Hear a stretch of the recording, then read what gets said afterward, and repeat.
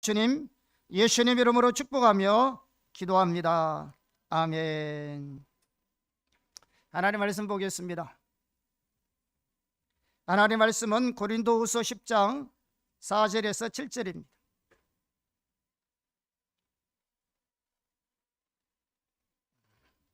같이 합독하도록 하겠습니다. 우리의 싸우는 무기는 육신에 속한 것이 아니요 오직 어떤 견고한 진도 무너뜨리는 하나님의 능력이라. 모든 이론을 무너뜨리며 하나님 아는 것을 대적하여 높아진 것을 다 무너뜨리고 모든 생각을 사로잡아 그리스도에게 복종하게 하니 너의 복종이 온전하게 될 때에 모든 복종하지 않는 것을 벌하려고 준비하는 중에 있노라. 너희는 외모만 보는도다. 만일 사람이 자기가 그리스도에게 속한 줄을 믿을진대 자기가 그리스도에게 속한 것 같이 우리도 그러한 줄을 자기 속으로 다시 생각할 것이니라. 아멘. 오늘 하나님 말씀의 제목은 편견에 대해서 말씀을 나누도록 하겠습니다.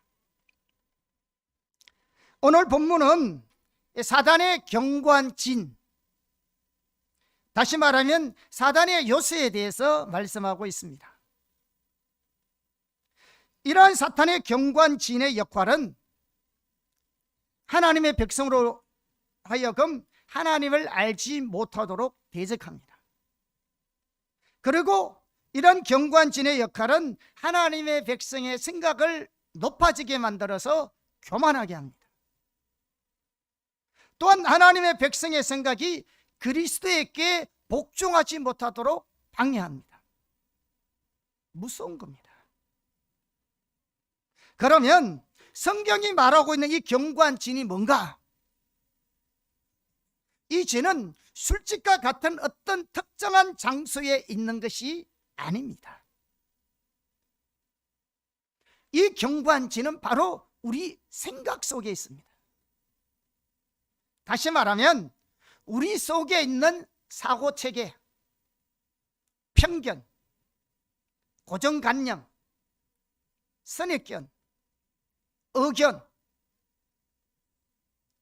이런 것이 사탄이 사용하는 견고한 진입니다. 우리가 올바른 신앙생활을 하기 위해서 특별히 하나님의 말씀 가운데 있는 하나님의 길과 기준을 우리의 삶과 사역과 신앙을 위해서 성경을 통해서 올바른 하나님의 길과 기준을 분별하려면 반드시 편견을 버려야 합니다. 편견은 견고한 사단의 진입니다. 이 편견이라는 단어가 영어로 프레주디스 이렇게 되잖아요. 영어 발음이 좀 이상하나? 그런데 이 단어가 어디에서 왔냐면요, 라틴어에서 왔습니다. 라틴어 프레유디치움이라는 단어에서 왔어요.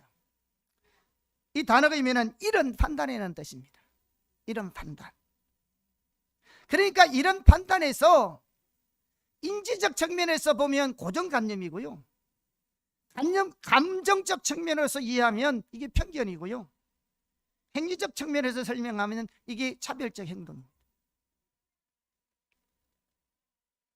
그래서 이 편견은 알기도 전에 사람이나 사물을 미리 판단하는 행위를 가리켜서 편견이라고 말합니다. 이 편견을 한자어로 설명하면 치우칠 편자의 볼견입니다. 다시 말하면 공정하지 못하고 한쪽으로 치우친 생각이나 의견이나 견해를 가지는 태도를 말합니다. 어떤 학자는 이 편견을 가리켜서 무지의 산물이다 이렇게 표현합니다. 자, 성경에서 다른 사람에 대해 편견을 가졌다는 의미로 사용되는 단어가 있는데 그 단어가 바로 크리노라는 단어입니다. 이 크리노라는 단어가 개역 개정에서는 판단이라고 번역되어 있습니다. 그래서 편견을 가지게 되면 어떤 일이 일어나냐면 외부적인 요소, 외적인 요소, 외모를 통해서 옳고 그름을 판단합니다. 따지는 거죠. 또 다른 사람에게 혹심하게 비난합니다. 심지어는 정죄하고 벌을 가하기도 합니다. 이것은요, 자신이 하나님의 자리에 서 있는 겁니다. 왜냐하면 율법의 모든 입법자와 판단자는 오직 하나님 한 분밖에 없습니다. 예수님도 자신은 아무도 판단하지 않는다고 여러 번 말씀하셨습니다. 우리는 어떤 사람이나 상황에 대해 판단을 내릴 때 어떻게 판단을 내리는지 아십니까? 우리는 일반적으로 우리가 보고 듣는 것을 우리의 지식과 경험을 토대로 해서 해석함으로 판단합니다. 다시 말하면 우리의 지식과 경험이 매우 제한적이고 편협하고 때로는 잘못되어 있음에도 불구하고 우리는 다른 사람과 환경을 판단할 때 우리의 지식과 경험을 토대로 해서 해석하여 판단합니다. 다시 말하면 우리 자원으로 판단하는 거죠. 여러분, 자기 자원으로 사는 삶이 자기 중심적인 삶의 한 핵심입니다. 자기 자원으로 사는 삶이 율법입니다. 거기에는 어떤 하나님의 생명도 없습니다. 예수님은 그렇게 판단하지 않았습니다. 특히 예수님은 우리처럼 마음의 상처가 있는 분이 아니십니다. 어떤 사물을 보더라도 어떤 사람을 보더라도 누구보다도 정확하게 판단할 수 있는 분이 예수님입니다. 더 나아가서 예수님은 하나님으로부터 판단할 수 있는 권한을 받으신 분입니다. 그럼에도 불구하고 예수님은 철저하게 자기 자원을 내려놓고 하나님의 자원으로 판단한다고 성경은 말하고 있습니다. 우리가 하나님의 자원으로 판단하는 것은 매우 중요합니다. 왜냐하면 우리의 자원으로는 하나님의 뜻을 발견할 수 없습니다. 하나님의 뜻과 우리의 뜻은 다르기 때문에 그렇습니다. 그래서 하나님께서 우리에게 예비하신 모든 길, 모든 예비하신 약속은 눈으로 보이는 것도 아니고 귀로 들리는 것도 아니고 손으로 만지는 것도 아니야. 오직 성령님만이 우리를 알려줄 수 있습니다. 인간의 자원으로는 하나님의 뜻을 전혀 모릅니다. 또 만약에 우리가 우리의 자원으로 판단할 때 하나님의 역사를 대적하는 사단의 도구로 사용될 수 있습니다. 오늘 본문이 그렇게 말해요. 사실 오늘날 하나님의 일을 가로막는 사탄의 가장 주된 무기 중에 하나가 뭔지 아세요?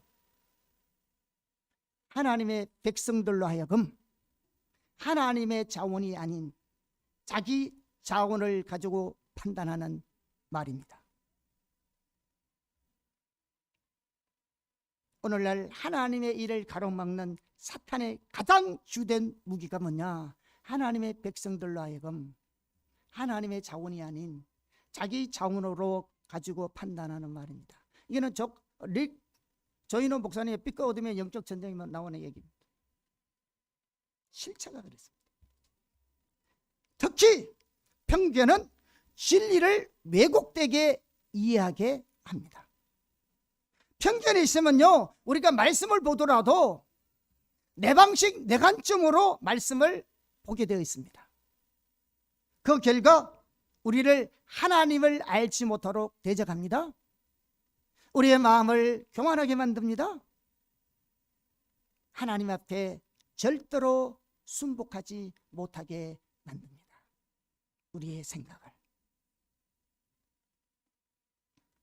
뿐만 아니라 만약 우리에게서 편견이 버려지지 않으면 우리의 영적 시각이 왜곡됩니다. 그래서 우리로 하여금 하나님의 행하심을 있는 그대로 보지 못하게 합니다. 더 나아가서 이런 편견을 버리지 않으면 우리를 하나님과 하나님께서 행하시는 일로부터 멀어지게 만들 사단의 도구로 사용될 것입니다. 편견이 없어지지 않으면 여러분 반드시 하나님과의 친밀한 관계에서 멀어집니다. 하나님께서 행하시는 일들로부터 멀어집니다. 그러므로 오늘은 우리 신앙생활에서 편견으로 작용할 수 있는 중요한 5가지에 대해서 우리가 간략하게 살펴보겠습니다. 굉장히 많이 줄였습니다. 줄였는데 간략하게 살펴보겠습니다. 너무나 중요합니다. 제가 이 부분을 여러 번 살펴보려고 했는데 시간이 안 돼서 못 살펴봤는데요. 지금 우리에게 필요한 것 같습니다. 편견이 깨지지 않으면 여러분 하나님의 길을 못 봅니다. 반드시 하나님과 멀어지게 되어 있고요. 이 시대 가운데 하나님 행하심에서 사탄의 도구로 쓰임받습니다. 첫째, 전통입니다. 사단의 견고한 진으로 사용될 수 있는 편견의 한 가지는 전통입니다. 물론 모든 전통이 다 나쁜 것은 아닙니다. 성경에 기초한 전통은 좋은 전통입니다. 그리고 좋은 전통을 따르는 것은 좋은 일입니다. 그러나 전통에 대한 집착이 편견으로 작용하여서 하나님의 역사를 보는 것을 가로막을 수 있습니다. 자, 예를 들면 그렇습니다. 예수님 시대의 유대인들을 보십시오. 그들이 예수님을 통한 하나님의 역사를 보지 못하도록 가로막았던 주된 이유 중에 하나가 뭐냐? 그들의 전통에 대한 집착이었습니다. 대표적인 전통이 안식일 문제입니다. 예수님께서 안식일에 환자를 고쳤어요. 그래서 곧바로 그들은 뭐냐? 예수님을 가리켜서 이 안식일 범위에서 이렇게 말했습니다. 그리고 예수님이 하나님으로부터 오신 분이 아니라고 단정했습니다. 왜? 안식일을 범했기 때문에. 따라서 예수님을 통해서 나타나는 그 놀라운 하나님의 능력도 하나님께로부터 온 것이 아니라 사탄으로부터 왔다고 결론을 내렸습니다. 그러면서 그들은 자기들이 주장이 당연히 성경에 근거한 것이라고 확신했겠죠. 그래서 그에 맞는 수많은 성경 구절을 갖다 댔겠죠. 그러나 문제는 뭡니까? 안식일에 관한 그들의 이해는 성경에서 말하고 있는 안식일의 이해가 아니라 그들이 전통에서 나오는 안식일이라는 이해를 가지고 예수님을 본 거죠.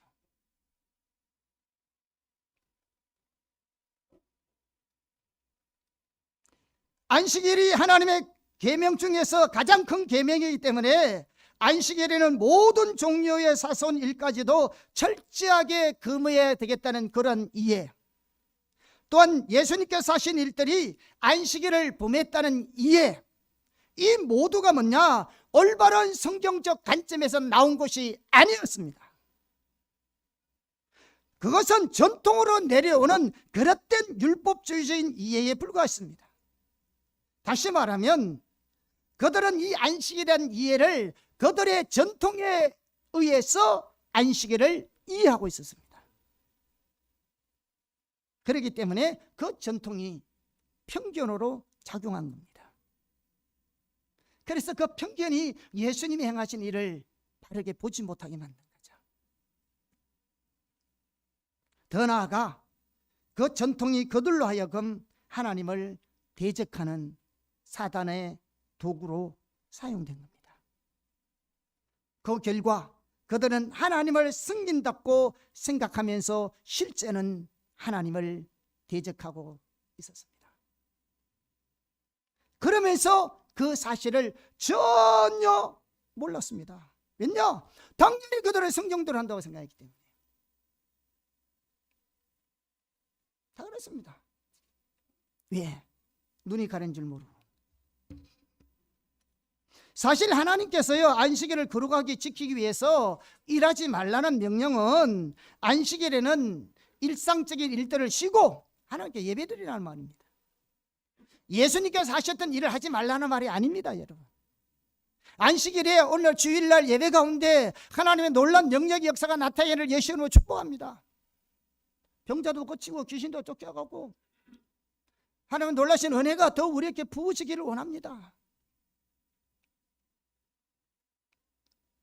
그런데요, 이것은 오늘날도 마찬가지입니다. 우리는 수없이 많은 부분에서 실제로는 전통을 붙들고 있으면서 하나님의 말씀을 붙들고 있다고 생각할 수 있습니다. 그 결과 하나님을 놓칩니다. 한 예로 이런 겁니다. 예배 시간에 찬양과 경배곡은 안 되고 찬송가만 고집하는 경우가 있어요. 또 예배 시간에 가운을 입어야 되느냐? 양복을 입어야 되느냐?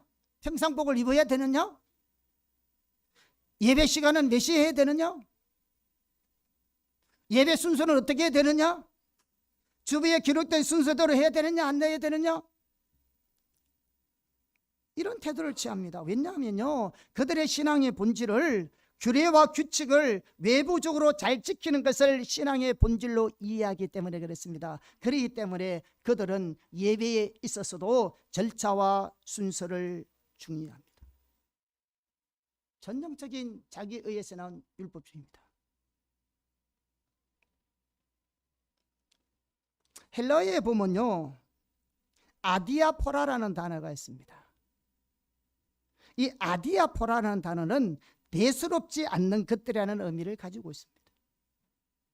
이 용어는요, 교회에서 사용되고 있는데요, 신학적으로 사용되고 있는데요, 이 용어는 본질적이고 선과 악에 관련된 것이 아닌, 그러니까 성경에서 명확하게 명시되어 있지 않는, 성경에서 명하지도 금하지 않는 행동들을 일컫는 말로 사용되고 있습니다. 아디아포라.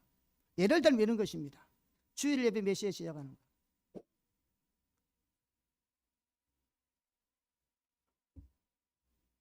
예배 순서는 어떻게 해야 되느냐? 목사님 예배할 때 가운 입어야 되느냐 안 되느냐? 제사 음식 먹어야 되느냐 안 먹어야 되느냐? 이런 것들입니다. 이런 것들을 가지고 아디아포라라고 말합니다. 다시 말하면 대수롭지 않는 겁니다. 왜? 성경에는 명확하게 말해준 거였거든요. 여러분, 이런 거 어떻게 할 거야? 나중에 우리가 청년들을 이 부분들에 한번 나누어야 될 것 같더라고요. 성경에 보면 이런 요소가 너무 많이 있어요. 이건요, 그래서요, 본질적인 것, 성경에서 명확하게 얘기하는 것은 일치를 가져와야 지만은요, 성경에서 말하고 있는데 명확하게 말하고 있지 않는 게 있어요. 이런 데는 우리가 자유함을 가져야 합니다. 이런 아디아포라의 관념은 종교개혁자들에게도 있었습니다. 루터에게도 있었고 켈빈에게도 있었습니다. 한 예를 들면 켈빈은 예배할 때 시편에 있는 찬송만 해야 된다 이렇게 주장했어요. 그러니까 칼빈 입장에서 시편의 찬송은 본질로 본 거죠. 그런데 루터는 뭐냐? 이걸 아디아포라로 본 거죠. 성경에서 예배는 찬양을 하게 되어 있는데 다양한 방식으로 하나님께 예배 올리는 거죠. 여러분, 교회 음악이 루터가 아니면요, 교회 음악은 발전도 안 됐습니다. 예, 시편 예배는 괜찮아요. 그런데 시편만 예배해야 된다는 것이 율법주의입니다. 예, 성경에는 새 노래로 노래하라 했고요, 다윗도 그 당시에 노래할 때 새 노래였고요, 그 자손 솔로몬도 새 노래했고요, 마리아도 새 노래했고요, 엘리사벳도 새 노래했고요, 수많은 사람들이 새로운 노래로 하나님께 올려드렸습니다. 여러분, 오늘날 켈빈주의자들, 오늘날 개혁주의자들 시편만 찬송하는 사람 하나도 없습니다. 몰라, 있을지는 몰라도 거의 대다수가 오늘 우리 같은 찬양을 하고 있습니다. 만약에 켈빈처럼 예배 시간에 10편만 해야 된다면 오늘날 찬송가는 없습니다. 우리가 부르는 그 어떤 찬양과 경배뿐만 아니라 우리가 부르는 찬송곡 한 곡도 없습니다. 그리고요, 그 시편에는 예수님의 구속을 찬양할 수 없습니다. 계시록 4장 5절에 보면 구속받은 어린 양 예수 그리스도에 대해서 예배하고 있었어요. 예수님의 구속을 찬양할 수 없어요.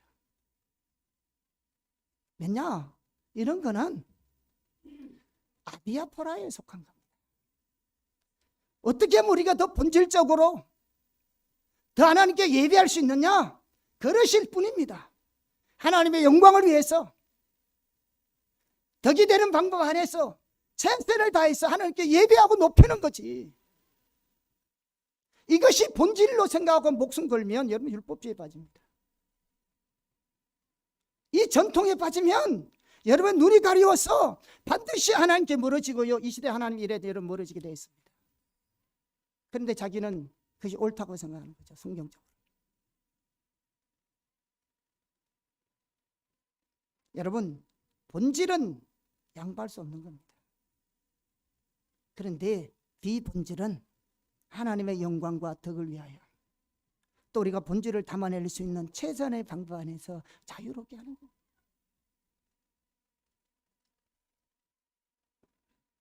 그거는 초대교부터 있었어요. 종교개혁부터 있었다.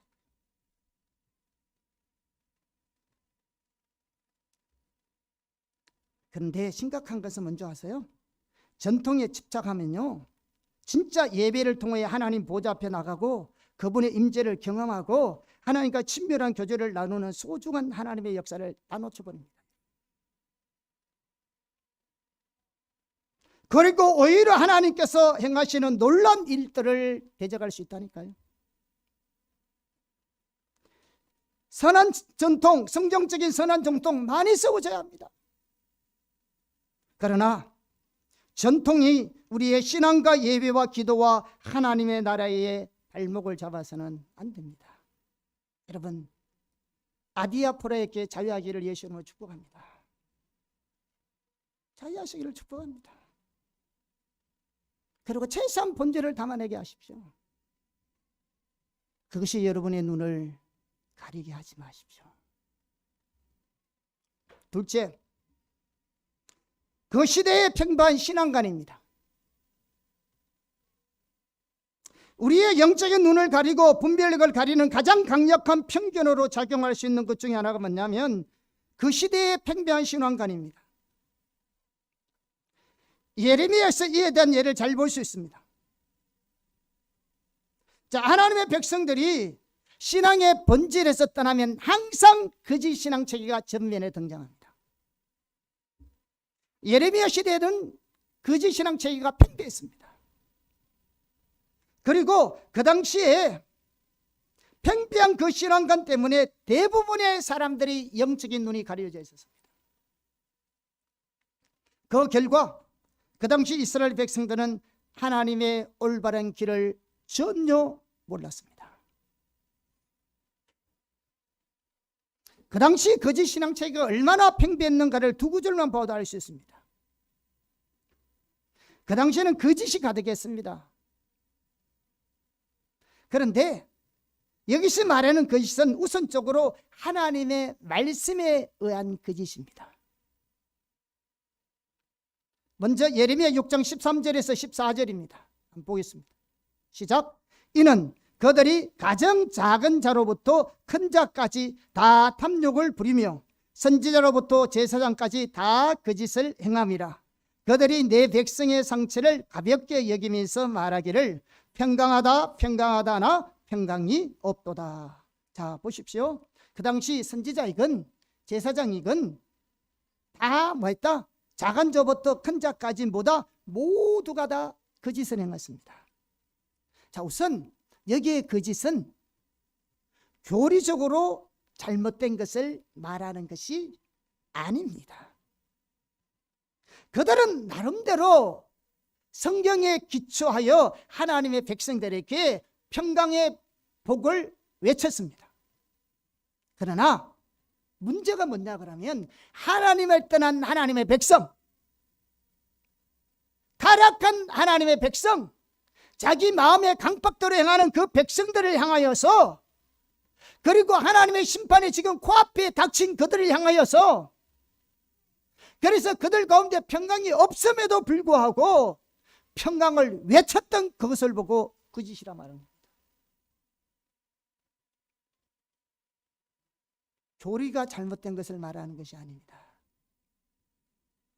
그들이 세상 이야기를 한 것이 아니에요. 성경을 가지고 얘기했지만 그 성경의 말씀이 지금 그들의 영적 상태에는 해당되지 않는 말씀이에요.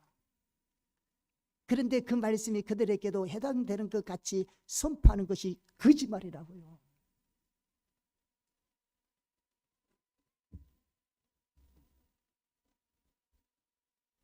하나님의 백성이 하나님 떠나 있으면 돌아오게 해야 참 진리죠. 그런데 그런 백성을 놔두고 축복을 외치고 평강을 외치고 하나님의 생명을 얘기한다는 것이, 하나님 뭐라냐, 너 거짓말하지 말라는 거죠. 하나님의 생명과 하나님의 축복을 받을 전혀 신앙의 자세가 안 되어 있는데 거기다가 축복을 말하는 것이 참 진리냐 이 말입니다. 철저하게 우리 가운데 거짓 신앙 체계가 팽배한데, 율법제와 인본제의 기복신앙으로 팽배한데 거기다가 하나님의 축복을 외친다고요? 주님은 말합니다. 거짓말하지 마라. 예, 거짓 신앙 체계, 자기 중심적인 삶에는 하나님 생명 없어요. 하나님 중심적인 삶에만 하나님의 생명이 있다고요. 하나님의 자원으로 그분의 뜻과 목적과 그분의 행할 때에 거기에 하나님의 생명이 있다고요.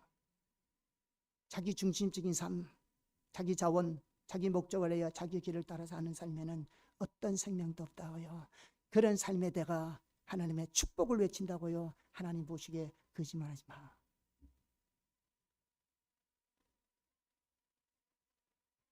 또 다른 구절, 예레미야 18장 18절 같이 읽겠습니다. 그들이 말하기를 오라 우리가 꾀를 내어 예레미야를 치자. 제사장에게서 율법이, 지혜로운 자에게서 책략이, 선지자에게서 말씀이 끊어지지 아니할 것이니 오라 우리가 혀로 그를 치고 그의 어떤 말에도 주의하지 말자 하나이다. 자, 여러분, 이 구절 심각한 구절입니다. 이 구절은요, 예레미야가 자기를 대적하는 자들에 대한 하나님께 호소하는 구절입니다. 특히 예레미야는 참된 진리를 선포하고 그 시대에 하나님의 뜻과 목적과 의중을 전달하는 선지자였습니다. 그런데 그 당시에 많은 제사장과 선지자와 지혜로운 자와 그런 자들이 하나님 말씀을 많이 선포했어요. 그런데 그들은 다 가짜였어요. 잘못된 진리를, 거짓을 전파하고 있다고요. 아까 말했던 그들이 그런 상태에 있지도 않는데도 하나님 축복과 평강을 외치랬다고요. 그 거짓을 외치는 그들의 말이 헛되지 않도록 잘못된 메시지가 우리에게 헛되지 않도록 예레미야의 말이 우리 귀에 들리지 않도록 예레미야를 대적하다는 말입니다. 이해하시겠어요?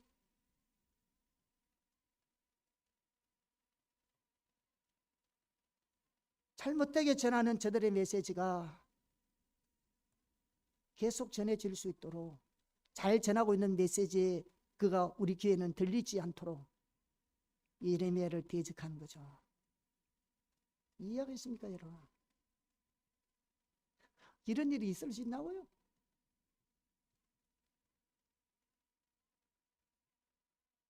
이걸 보면요, 그 당시 제사장들이 가르치는 거나 지혜운 자들이 조언하는 것이나 선지자들의 예언이나 이구동성으로 동일했던 것을 알 수 있습니다. 그것이 뭐냐 그러면요, 하나님의 심판이 코앞에 닥쳐와 있는데도 그들은 일석으로 평강이 없는데도 평강을 외치고 있었던 것입니다. 그래서 하나님은 그 짓을 말한다 했습니다. 그런데 백성들은 뭐라 한다고요? 그 거짓이 뭐 한다고요? 끊어지지 않도록. 예레미야의 참된 말이 우리 귀에 들리지 않도록 대적하는 거죠.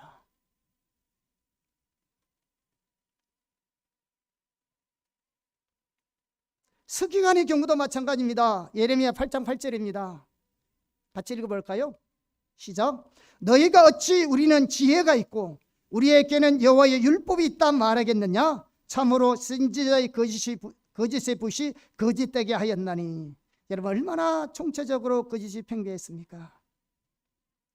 이런 거짓이 가득한 상황에서도요, 그 당시 이스라엘 백성들은요, 거짓이랑 죄가 당연히 옳은 줄로 생각했죠. 그러니까 그들이 거짓을 외치는 사람들이 그 말이 끊어지지 않고 계속적으로 선포되고, 옳은 소리를 하는 예레미야의 소리는 저 귀에 안 들리도록 막아서는 거죠.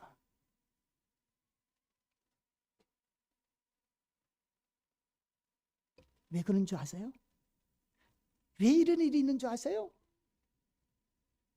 여러분, 이 일이 있을 수 없는 일이잖아요. 그런데 왜 이런 일이 일어난 줄 아세요? 그 당시 대부분의 제사장, 지혜로운 좋은 자, 상담자, 선지자들, 서기관들 모두 그렇게 믿은 겁니다. 모두 그렇게 가르쳤던 것입니다.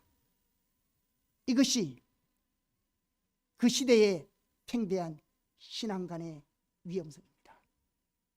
다 그렇게 가르치고 있는데 예레미야 말은 틀리고 다른 말의 선지자, 제사장, 좋은 자, 상담자, 서기관까지 다 그렇게 가르치고 있었어요. 그러니까 옳은 줄 알았지.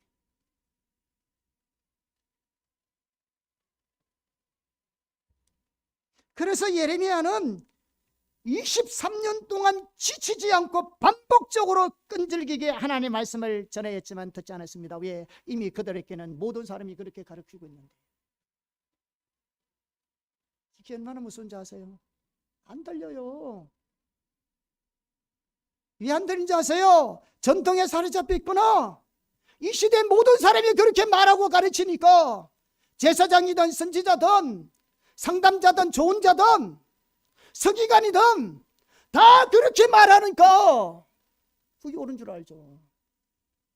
그게 우리 눈을 가리는 거죠. 그러니까 참된 진리자, 참된 선자 예레미야가 하는 소리는 23년 동안 목이 터져라고 외쳐다 못 듣는 거죠. 여러분, 오래 말한다고 들립니까? 이미 이게 눈이 가리고 있는데, 전통과 당대의 평가 신앙관으로 딱 무장되어 있는데, 이게 견고한 사단의 진인데,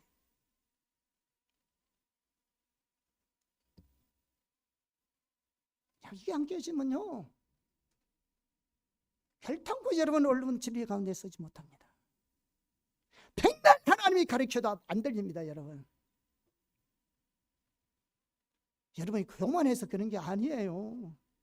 이런 견고한 진들이 있어서 그래요. 이게 우리 눈을 가리는 겁니다.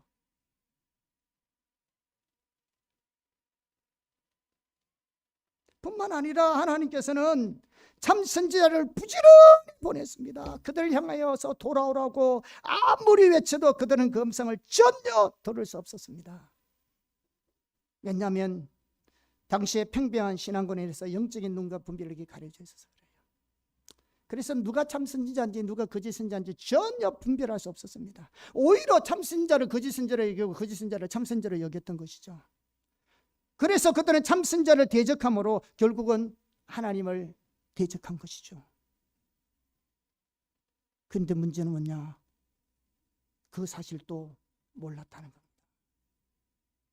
그리고 자기는 잘하고 있다고 생각하고 있는 거죠. 눈이 가리면 그래요. 여러분들이요, 아무리 뭐라 해도요, 여러분이 뭔가가 하나님 말씀 귀에 안 들을 때는 뭔가 작용하고 있는 것이 있어요. 그냥 무조건 여러분 배척하는 거 절대로 아니거든요. 이미 여러 속에 견고한 사단의 진들이 막혀 있는 것이 있다고요. 자세히 살펴보세요. 여러분 마음이 순수하고 정말로 진리를 갈급하고 하나님의 길을 알기를 원하고 그분을 더 알기를 원하고 이 시대 하나님 뜻과 목적을 알아 경험 행하기를 원한다면 참된 진리가 선포되면 알게 되어 있다고요. 근데 왜 그거 안 들리느냐? 이런 편견들이 있다고요. 우리 속에. 우리도 모르는 사이에 견고한 사단의 요새로 우리도 모르는 사이에 왜 진리를 말하는데 안 들려요? 이해가 안 되잖아. 틀린 것도 아닌데. 왜 예레미야 선지자와 다른 선지자를 보는데 왜 참선자는 거짓 선지자는 보이고 거짓 선지자는 참된 선지자는 보이겠어요? 그 사람이 뭐 의도적으로 그렇게 했겠어요? 왜? 그들은 이미 가지고 있던 견고한 요새들을 통해서 봤기 때문에 그런 거예요. 그들도 자날로 보고 그렇게 했을 거 아니요. 잘 믿어 보려고 했을 거 아니겠어. 그런데 그들이 전통이나 그 시대의 평범한 신앙관들 때문에 눈이 가린 거죠.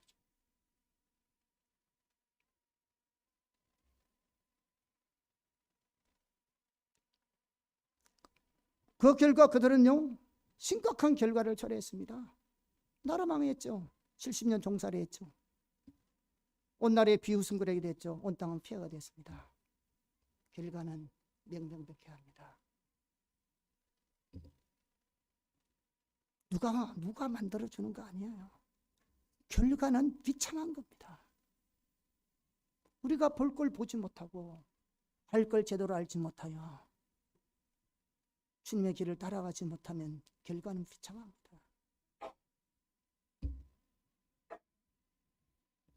다 자기가 옳다고 따라가는 거죠.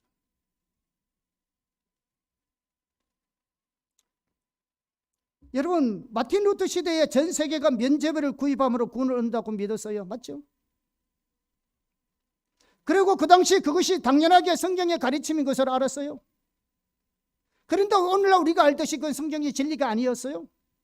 만약 루터가 당시에 평범한 신앙관을 내려놓고 하나님의 말씀 앞에 그대로 서지 않았더라면 절대로 하나님의 진리를 그 시대에 올바로 볼 수 없었을 겁니다. 종교개혁요? 없었습니다. 오늘날 우리도 마찬가지입니다. 우리도 루터 같은 자세를 가져야 합니다. 성경이 말하면 겸손한 자세로 배워야 합니다. 셋째, 개인의 경험입니다. 편견으로 작용할 수 있는 또 하나의 요소는 개인적인 경험입니다. 여기서도 마찬가지입니다. 개인적인 경험이 다 나쁜 것은 아닙니다. 우리 신앙에서요, 개인의 경험은 너무나 소중하고요. 우리 하나님을 개인적으로 또 인격적으로 경험적으로 알아가야 합니다. 근데 여기서 말하는 개인의 경험은 여러 가지 면에서 우리에게 그릇된 영향을 미칠 수 있는 경험들을 얘기합니다. 첫째, 부정적인 경험이 우리에게 그릇된 영향을 미칠 수 있습니다. 자, 이것은 수없이 많은 방면으로 가능한데요. 예를 들면 이런 것입니다. 자, 우리가 성령의 은사를 받았다고 하면서 좀 어떤 성서적인 행동으로 이렇게 무리를 일으키는 성도들을 볼 수 있잖아요. 그러면 그런 분들은 성령의 은사에 대해서요 부정적으로 생각해요. 야, 은사 받은 사람이 왜 그렇게 은사를 사용하느냐. 그러나요, 그것은 성령의 은사에 대한 편견입니다. 왜냐하면 그것을 받아서 사용을 잘못하는 그 사람이 문제지 은사 자체가 문제 있는 것은 아닙니다. 여러분. 성령의 은사는 빛들의 아버지로부터 온 온전한 것입니다. 그러므로 성령께서 우리 가운데 마음껏 역사하기를 바란다면 그런 편견을 하나님 앞에 회개해야 합니다. 비록요 은사자들이 자신의 모습을 보이고 자기를 드러내는 것 같고 또 마음에 안 들더라도요, 그를 통해서 역사하시는 하나님의 일하심을 부정하면 안 됩니다. 성경은 성령을 소멸하지 말고 예언을 멸시하지 말고 범사에 헤아려 좋은 것을 받아들이고 취하라고 명령하고 있습니다. 그리고 성령의 은사에 대해서 마음을 활짝 열고 증거로 간절히 사모해야 합니다. 여러분, 유보적인 자세도 잘못된 자세입니다. 우리는 하나님의 성령의 은사에 대해서 적극적으로 사모해야 합니다. 왜? 은사는 하나님의 나라를 위한 도구입니다. 교회를 세우기 위한 도구로 주시는 겁니다. 이거는요, 비단 성령의 은사뿐만 아니라요, 하나님 음성을 듣는 것, 찬양과 경배 등 그 외 여러 면에서 다 똑같이 적용됩니다. 둘째, 경험이 없는 것이 그릇된 영향을 미칠 수 있습니다. 잘못된 경험이 또 미칠 수 있지만 경험이 없는 것이 또 그릇된 영향을 미칩니다.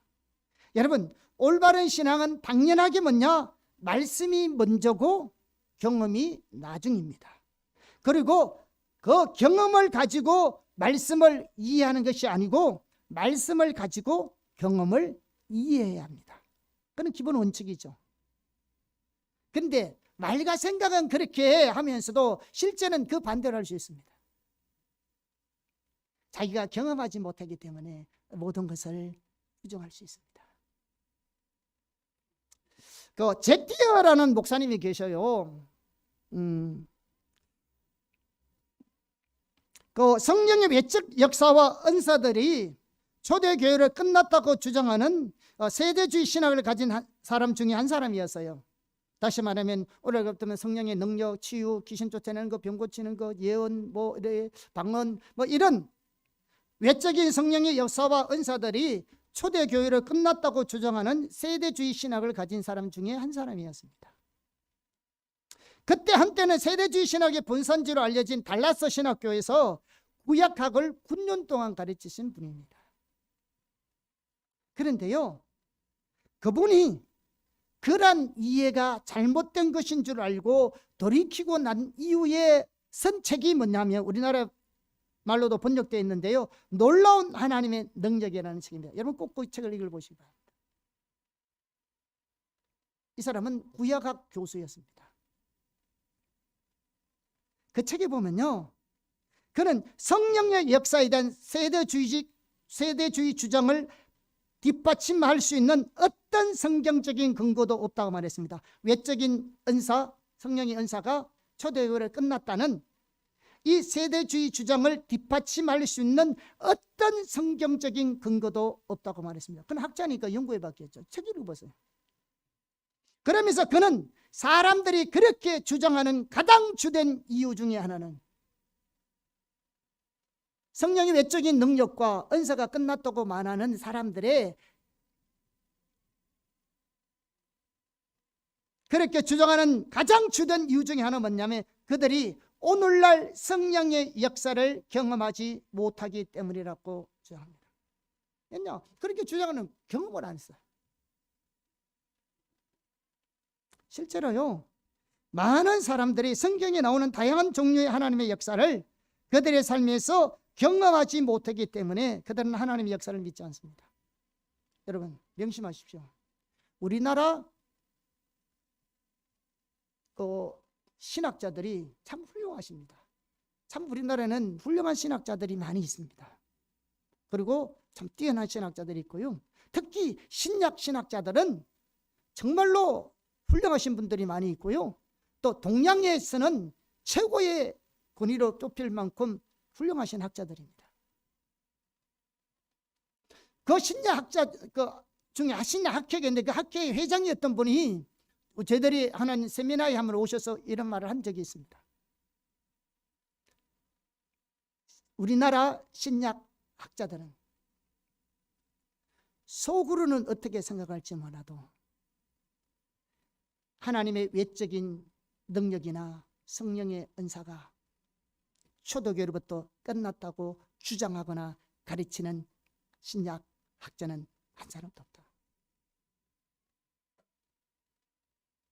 그런데 왜 그걸 주장하느냐? 경험을 안 해봤어요. 경험을 해봤어요. 자기가 경험을 못하니까 부정해버리는 거죠. 그런데 성경에는 명명백백하게 성령의 외적인 능력이나 은사는 끝나지 않았습니다. 어느 성경 구절도 그들이 반대하는 어떤 사람의 신학자들의 성경 구절도 성경적이지 않습니다. 신학일 뿐이지.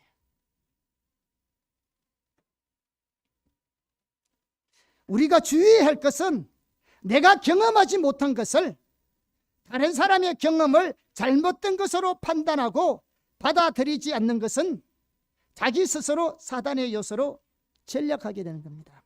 내가 경험하지 않았다고 다른 사람의 경험을 잘못된 것으로 판단하고 받아들이지 않는다면 자기 스스로가 사단의 요소로 전략하면 그게 견고한 진이 되는 거죠. 왜 하나님 역사하고 있는데, 하나님 일하고 있는데 못 보는 거죠. 왜? 경험하지 못한 것이 견고한 진이 되는 거죠. 뿐만 아니라 세 번째는요, 부정적인 경험 못지않게요, 긍정적인 경험들도 그렇던 영향을 미칩니다.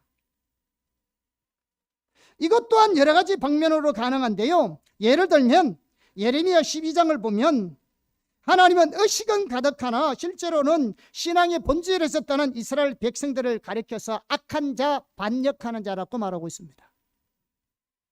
그런데 그들은 안 믿는 사람들이 아니었어요. 그런데 그 당시 예루살렘에 살고 있던 일부 백성들은 일이 잘 되고 돈이 많이 벌었던 것을 알 수 있습니다. 성경에 보면 어떻게 했다고요? 하나님의 행악자다, 악한 자다, 반역자다 이렇게 부르는 사람들 가운데, 그러니까 하나님이 심판이 지금 임박해 있고 나라가 지금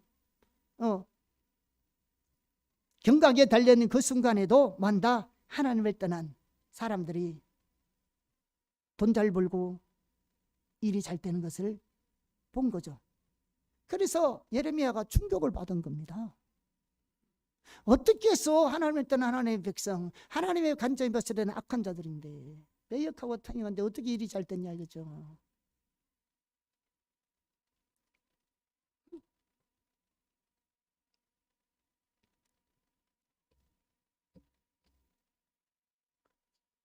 여러분, 실제로 그들은요, 하나님의 관점에서는 전혀 아니었지만요, 그들 관점에서는 실제로 복을 받았습니다. 그래서 마음이 높아졌습니다. 그렇기 때문에 예배인을 통해서 아무리 그들에게 회개를 촉구해도 그 귀가 들리지 않습니다. 왜냐? 자기 신앙을 잘해서 복 주시고 있다고 생각하는데 돌이킬 게 없다고 생각하잖아요.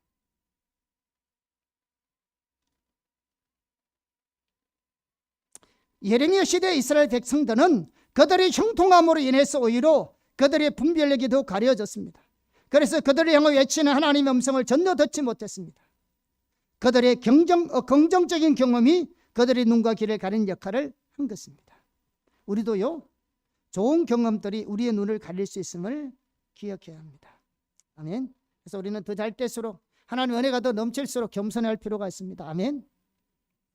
넷째, 지금까지 알고 있는 지식입니다. 여러분, 편견으로 자극할 수 있는 또 하나의 요소는요, 지금까지 알고 있는 지식입니다.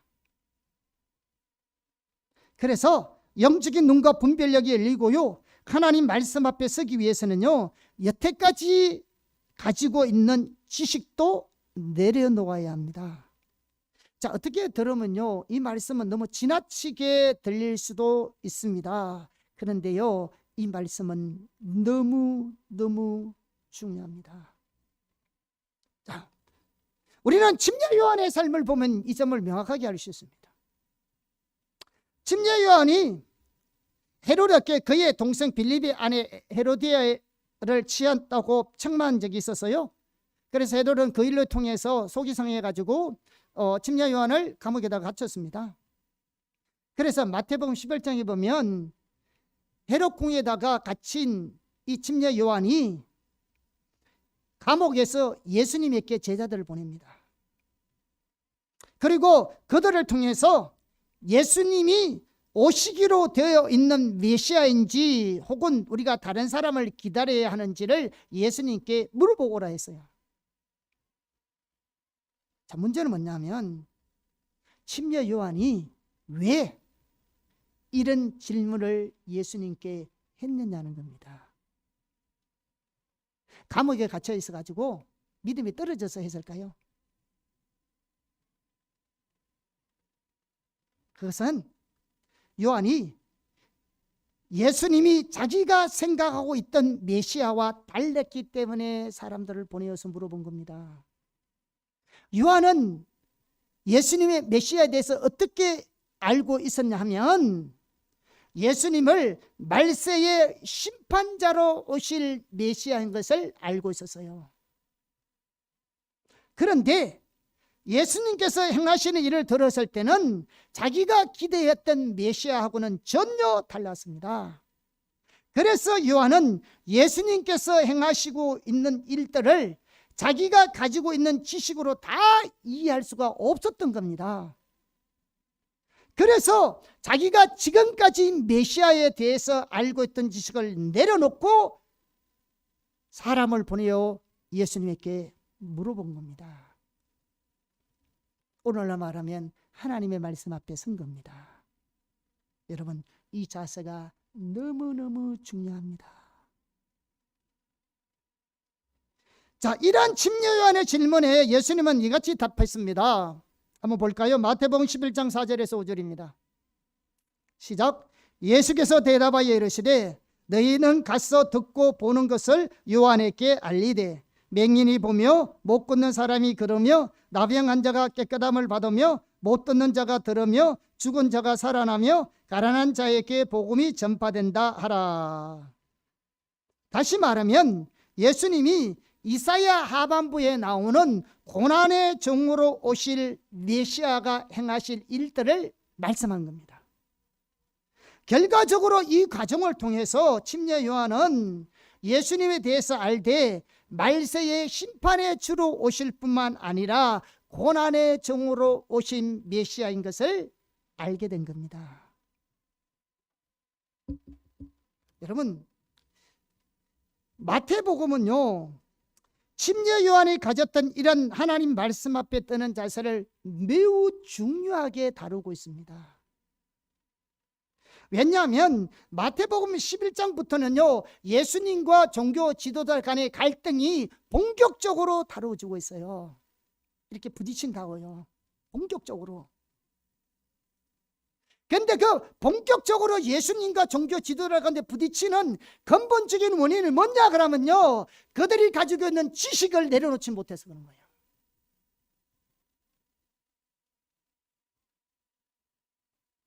무서운 겁니다. 여러분, 지금까지 알고 있는 내 지식을 내려놓지만 예수님하고도 부딪힌다니까요. 그건 누구도 아닌 하나님, 그분 자신과도 부딪힌다고요. 여러분이 이거 상상할 수 있어요? 여러분, 하나님을 대적한다? 우리는 꿈에도 안 할 겁니다. 그런데 이런 편견의 요소들이 다 우리의 눈을 가로막고 하나님을 대적하게 되고 하나님의 길에서 벗어나게 만드는 겁니다. 우리가 하나님을 대적한 게 아니에요. 편견의 요소들이 우리도 모르는데 나는 옳다고 생각하는 일이, 내가 맞다고 생각하는 일이, 이게 성경적이라고 말하는 것들이 우리도 모르는 편견의 요소들로 교만하게 만들고 하나님을 알지 못하게 만들고 하나님 일에 대적하게 만드는 거라고요. 우리가 일부러 하나님을 대적하는 것이 아니라고요. 우리가 일부러 하나님의 일을 방해하는 것이 아니라니까요. 우리가 잘하려고 하는 일들이,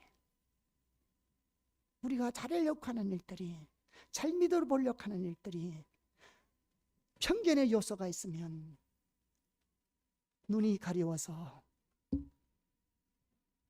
그런 일이 일어난다고요.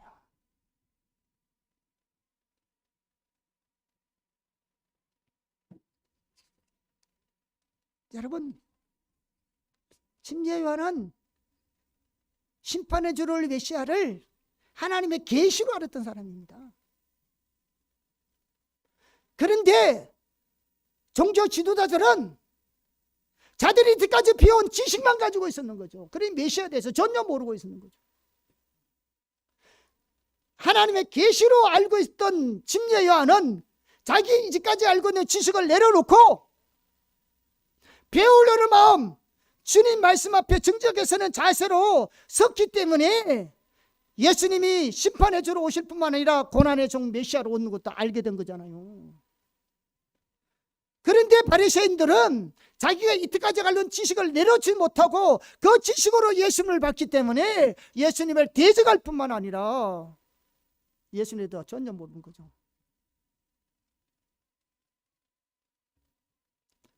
하나님의 행하심을 보려면 하나님 앞에 떠는 자세가 얼마나 중요한가를 예수님께서 침례 요한의 제자들을 보내시면서 자기 제자에게 하신 말씀에도 나와 있습니다. 마태복음 11장 6절입니다. 읽어보겠습니다. 시작. 누구든지 나로 말미암아 실족하지 아니하는 자는 복이 있도다 하시니라. 이 말씀은요, 사람들이 예수님을 인하여 실족할 수 있음을 말씀해 주고 있습니다. 여러분, 얼마든지 여러분 대부분요, 사람들이 시험 드는 게 어떤 시험 드는 줄 아세요? 물론 다른 사람의 잘못된 것들 때문에 시험 되는 것도 있지만은요, 대부분 사람들 어떤 시험 되는 게 말씀을 바르게 전가할 때 시험 됩니다. 이해하시겠어요? 왜? 전통, 당대의 평비한 신앙관, 자기가 지금까지 알고 있던 그 지식으로 인하여 새로운 지식을 못 받아들이는 거죠. 그러니까 가르치면 시험 드는 거죠. 예수님이 하신 말씀이 이 말씀이에요. 그러니까 시험 들지 않는 자가 복입니다. 하나님의 말씀 듣고 시험 들지 않기를 예수님을 축복합니다. 시험 들 수 있다고 했어요. 예수님이. 걸려 넘어질 수 있어요. 걸려 넘어지고 시험 드는 게 뭐냐? 내 믿음의 진위가 드러나는 순간이죠. 내가 뭘 믿고 있는지 이게 드러나는 겁니다. 오늘날 어떤 사람들은 자기 나름대로의 성경적인 지식과 신화적인 지식에 집착합니다. 그들은 조금도 자기 주장과 자기 관점을 내려놓으려고 하지 않습니다. 모든 것을 자기 주장과 자기 관점에만 맞추려고 합니다. 심지어 하나님의 음성을 듣더라도 자기 관점에 맞추도록 편집합니다. 정말 위험합니다. 이런 자세로는 절대로 하나님을 알 수 없고 하나님의 길을 알 수 없고 하나님의 뜻을 알 수 없습니다. 우리 인간은 누구든지 자기가 알고 있는 지식 이상의 것을 이해할 수 없습니다. 이건 모든 면에서 사실입니다. 우리의 신앙에서도 마찬가지입니다. 그런데 우리가 지금까지 알고 있는 신앙적인 지식에만 의존하여 하나님의 인도를 판단하려고 노력한다면 하나님께서 우리를 현재에 처해 있는 수준 너머로 인도하실 때 우리는 절대로 하나님의 인도하심을 올바로 깨달을 수 없습니다. 왜? 내가 아는 지식에 한계에 묶여 있는데.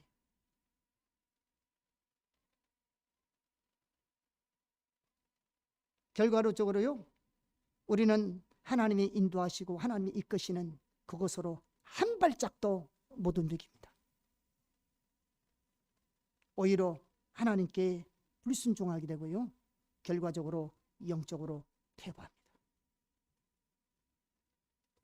여러분 신앙생활을 돌아보세요. 이전보다 더 열정을 가지고 있는지, 주님에 대한 사모함이 있는지, 예배에 대한 열정이 있는지, 주님을 찾고 더 구하는지, 더 주님을 더 사모하는지, 아니면 더 낙심하게 하고 주님을 멀어지게 만들고 주님의 일이 더 멀어지게 만드는지, 무엇 때문에 그런지 살펴보세요. 편견의 요소들입니다.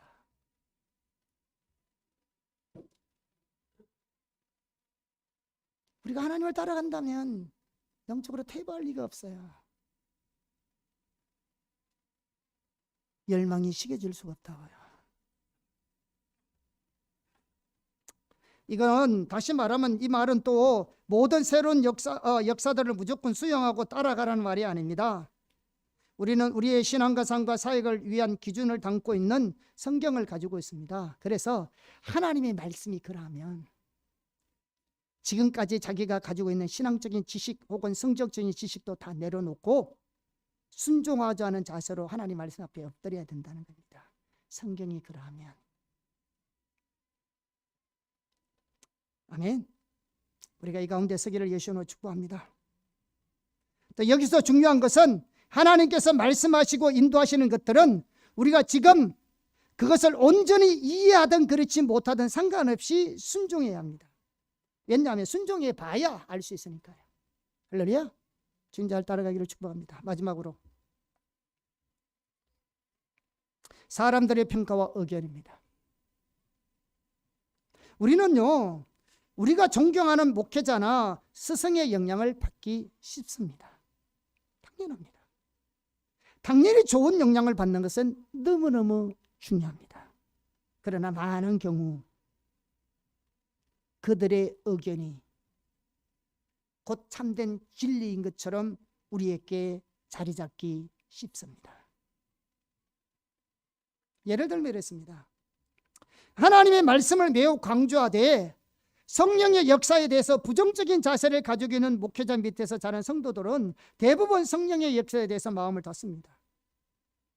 특히 그 목회자를 존경하고 존중하면 더욱 그렇습니다.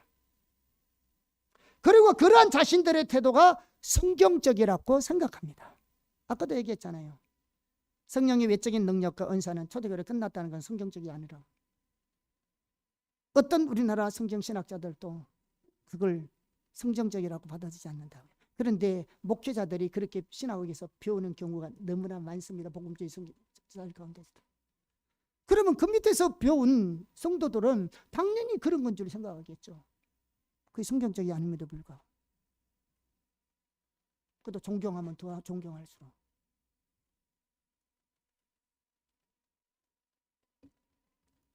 또 신학교에서 여러 교수들에게 존경받는 교수 밑에서 오늘날 하나님 음성 듣는 것은 잘못된 것이라고 배우는 학생들은요, 당연히 그것이 성경적 가르침이라고 받아들입니다. 그들 중에 많은 사람들은 개인적으로 열린 마음을 가지고 하나님의 말씀을 보지 않습니다. 자기가 존경하는 교수의 의견이 당연히 하나님의 말씀에 합한 것이라고 감사합니다. 우리 오산에게 교수님들 많이 오셔서 감사합니다. 그런데요, 우리 교수님들도 신학 교수님들은 아니실지는 몰라도요, 교수님들이 학생들에게 미치는 영적인 영향력은 대단합니다.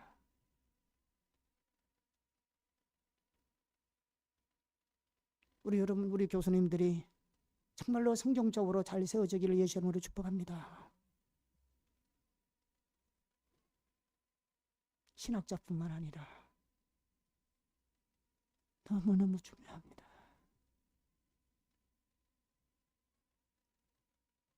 심지어 오늘 어떤 성도들은요, 여기저기 여러 목회자들에게 들은 말씀을 종합해서요, 그것을 자신의 신앙의 토대로 삼고 있습니다. 오늘 얼마나 좋습니까? 유튜브, 인터넷, 뭐 여기저기 듣고 자기 나름대로 이렇게 신앙과 일적인 가치관을 가지고 있어 대화해 보면요, 많은 것들은요 신학적으로 상반된 입장을 가지고 있는 경우도 많이 있어요. 자신이 이쪽이 끌어서 뭔가를 가지고 있는데 자신이 무슨 말 하는지 몰라요. 신학적으로 보면 전혀 상반된 의견인데, 목사들은 알잖아요. 신학을 공부했으니까. 서로 안 맞는 말이지만 자기가 좋아하는 것들을 끌어다가 쓰다 보니까 믿고 싶은 건 믿고 받아들이는 건 받아들이니까, 알고 싶은 건 알으니까 자기 나름대로 치워서 만드는 거죠. 그러니까 이런 사람들하고 대화해보면 어떤 일이 일어나는지 아세요? 그래서 이런 사람께 하나님 말씀 제시하면요, 어느 목사님은 이렇게 말하는데요, 또 이렇게 말하면요, 어느 누구는 또 이렇게 말하는데요.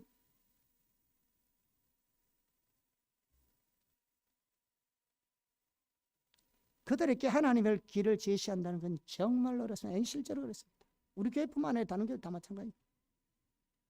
너무너무 공통분부가 성경이어야지. 공통분모가 되어야 될 내용이 성경이어야지. 그래야 대화라도 할 수 있을 텐데 대부분은 사람들의 의견이나 평가할 때가 너무 많습니다. 이것이 우리의 편견을 가리켜서 하나님 말씀을 아무리 제시해도 안 받아들입니다.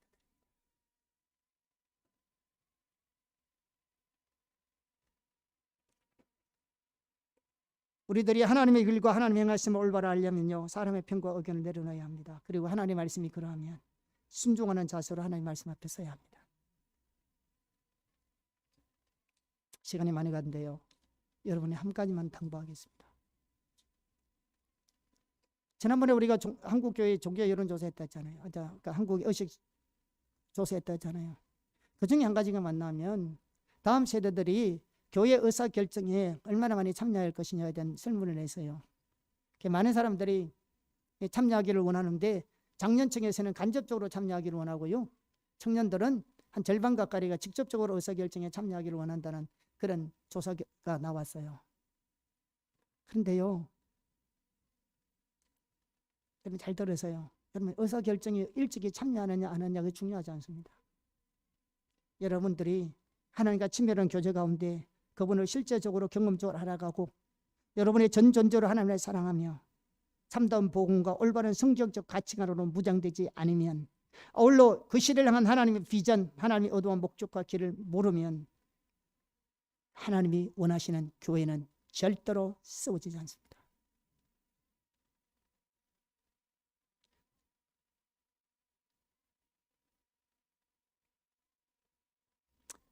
준비되지 못하면 여러분이 부모 세대보다 교회를 더 어렵게 만들 수 있습니다. 왜? 배운 지식이 많아가지고. 우리 부모 세대들은 단순했어요. 여러분은 지식이 있어요. 아는 것도 많아. 근데 아까 내가 얘기했듯이 이런 지식들이 또 너무 많아요. 여러분이 올바로 훈련하고 피우지 않으면 한국교회 희망 없습니다. 한국교회가 다음 세대가 희망이 있다는 말은 여러분이 하나님과 올바른 관계 속에 올바른 진리와 가치관으로 무장될 때 희망이 있는 거지. 편견을 자극하는 경관진들이 가득한데 그런 사람이 교회의 리더가 되고 교양 살정에 참여한다면 그 교회가 어디로 가겠습니까? 하나님 뜻대로 가겠어요? 도망칩니다. 그래서 저는 여러분이 한 주를 나오든 1년을 나오든 하나님이 우리 호산에게 주신 비전이 복음 가운데 진리 가운데 서기야 여러분이 배우기를 하면 밤새워서라도 가르쳐주고 함께 기도하고 필요하면 어떤 행사를 통해서 여유를 가지게 하고. 여러분이 행사하는 거, 여러분이 교회가 어쩌면 행사 중심의 교회입니까? 넉넉해서 행사합니까? 신앙생활과 학교 생활에 집중하여 때때로 여유를 가지고 쉬어가면서 하라고 행사하는 거죠. 신앙생활에 집중하고 학교 공부에 집중하라고. 때때로 그것만 할 수 없잖아. 때때로 쉬고 여유도 가져야 되니. 그래서 음식도 먹고 때때로 커피타임도 하고 때때로 어떤 행사를 해서 쉬어가면서 좀 하라고. 시간이 없잖아요. 그래서 교회에서 이런 걸 제가 시간과 그런 물질도 전략에 가면서 교회 생활만 하더라도 이 세 가지가 다 이 학교 생활과 신앙생활을 좀 집중해서 훈련받고 가라. 우리 교회 돈 많아서 하는 거 아니에요. 여러분 아시다시피 우리 교회 무슨 돈이 있어요.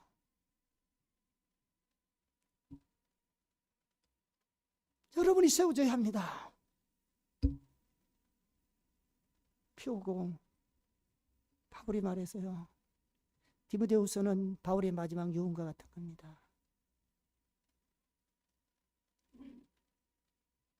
아들 같은 디모데, 다음 세대의 사역자, 교회 리더인 디모데에게 마지막 때가 되면 사람들이 진리를 듣지 않을 거다.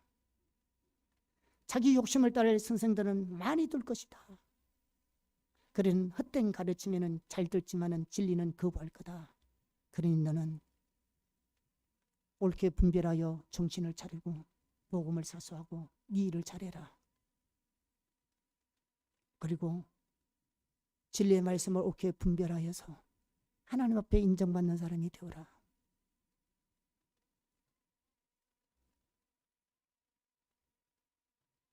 하나님의 사람으로 온전케 하고 모든 선한 일을 행할 능력을 갖추어라. 거짓 가르침을 단호히 대처할 수 있을 만큼 진리의 말씀을 올바르게 이해할 수 있는 영적인 분별력을 가져라. 이렇게 부탁했습니다. 여러분 잘 배우고 잘 훈련되고 잘 세워지기를 예수님으로 축복합니다. 저는 우리 교회가 많이 부족하고 저도 많이 부족합니다. 또 많이 배워야 되고 또 세워져야 될 영역이 많이 있습니다. 그러나 지금까지 우리가 여러분에게 가르치고 하는 것은 저는 성경적이라 생각합니다. 물론 제가 아직도 배워야 되고 모르는 영역이 있습니다. 그러나 지금까지 여러분에게 가르치고 선포하는 말씀은 저는 성경적이라고 믿습니다.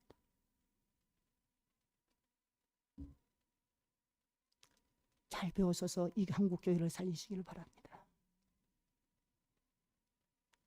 여러분의 다음 세대를 여러분이 책임지십시오. 이 나라 구석구석에 무너진 기초를 여러분이 다시 세우십시오.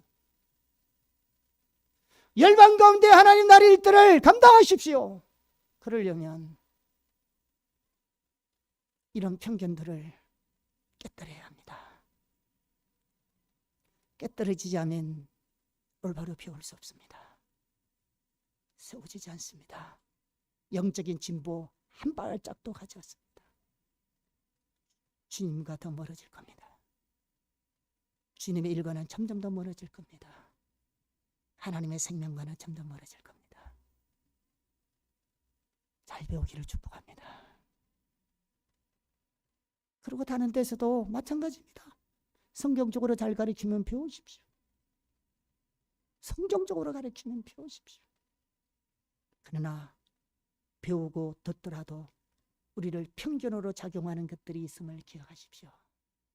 전통, 개인의 경험, 당대 평대한 신앙관, 지금까지 알고 내 지식들, 다른 사람의 그런 평가나 의견들이 편견으로 작용하여 하나님의 말씀으로 받지 못하게 하는 경우가 있습니다. 하나님을 알지 못하도록 우리 마음을 교만하도록 하나님의 대적하는 사단의 도구가 될 수 있습니다. 그렇게 하면서도 나는 옳다고 생각하고 성경적이라 생각하고 잘못다고 생각합니다. 왜? 편견의 눈을 가리고 있기 때문입니다. 하나님의 이것을 깨뜨려 주기를 예수님으로 축복합니다. 그래서 더 겸손히 말씀 앞에 배우는 자세를 가지기를 예수 이름으로 축복합니다. 아멘. 자, 기도하고 마치겠습니다.